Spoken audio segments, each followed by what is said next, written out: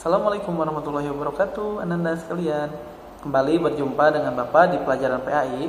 Hari ini kita akan mempelajari tentang 10 malaikat Allah yang wajib kita imani dan juga apa hikmahnya.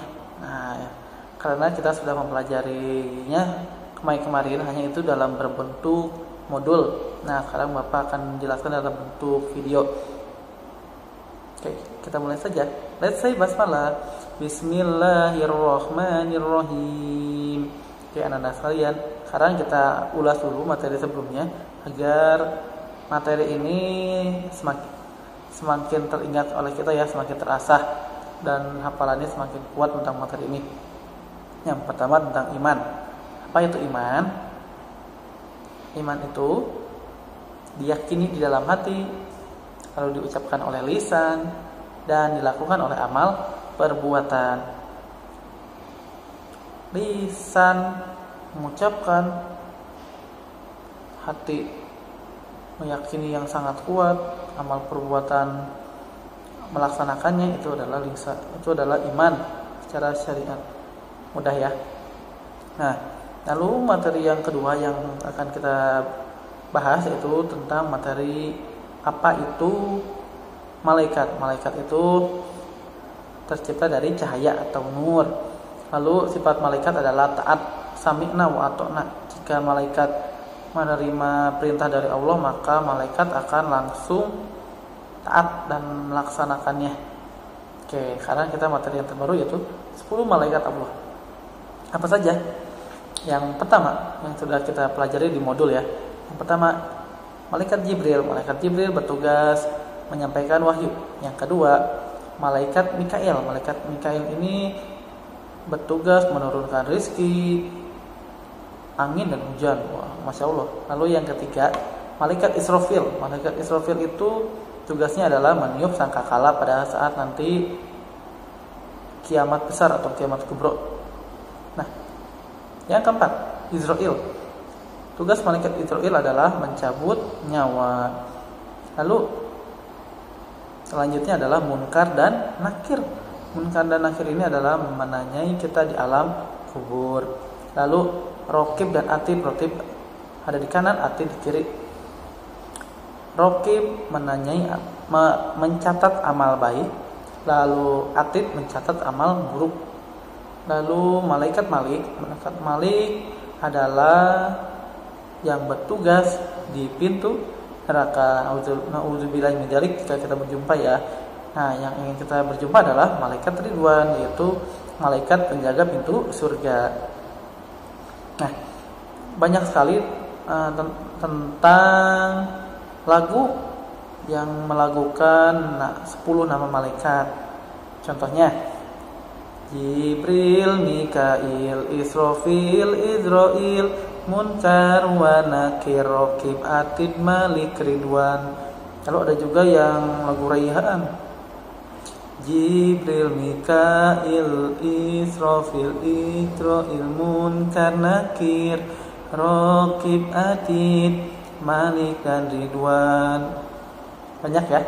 Itu adalah tata cara untuk menghafalnya. Sekarang apa hikmah tentang materi beriman kepada malaikat? Hikmahnya yang pertama adalah bertakwa dan beriman kepada Allah Subhanahu wa taala. Jadi kita adanya malaikat ini, kita semakin beriman kepada Allah, semakin bertakwa kepada Allah Subhanahu wa taala. Yang kedua adalah berlomba-lomba dalam kebaikan. Fastabiqul khairat, berlomba-lomba dalam hal kebaikan, karena kita tahu setiap apa yang kita lakukan akan dicatat oleh malaikat. Lalu di akhirat pun kita akan ditanyai, nanti kita akan masuk ke dalam salah satu pintu. Semoga kita masuk dalam pintu surga, amin ya rabbal alamin. Lalu yang ketiga, menghindari dari berbuat dosa. Kita menghindari dari berbuat dosa karena kita tahu ada malaikat yang akan mencatat kita. Siapa itu? Rokib dan atid, dan juga yang lainnya nanti kita akan ditanya. Lalu kita akan masuk ke dalam pintu surga atau neraka. Itu akan menghindari kita dari berbuat dosa. Yang keempat, tidak berlaku sombong. Wah, aku mah bisa ngelakuin ini, kamu mah nggak bisa. Wah, sementara kita nanti sama-sama akan meninggal, sama-sama akan dibangkitkan, dan sama-sama akan dipertanyai, sudah melakukan apa kamu di dunia? Wah, nanti akan ada timbangannya sampai akhirat nanti. Jadi tidak boleh sombong. Yang kelima, yaitu menumbuhkan sikap cinta terhadap beramal soleh. Karena kita tahu, tadi Bapak sampaikan, setiap apa yang kita kerjakan akan dicatat oleh malaikat raqib dan juga malaikat atid. Jadi jangan merasa, Pak, ini mah percuma, aku ngelakuin ini juga. Semuanya tidak ada yang percuma, insya Allah semuanya akan dicatat oleh Allah Subhanahu wa Ta'ala. Jadi tingkatkan semangat kita untuk berbuat baik, melakukan amal soleh. Oke, yang selanjutnya yaitu Berenam apa itu? Membentuk sikap jujur, amanah dalam kehidupan kita sehari-hari, sehingga kita menjadi pribadi yang lebih baik lagi.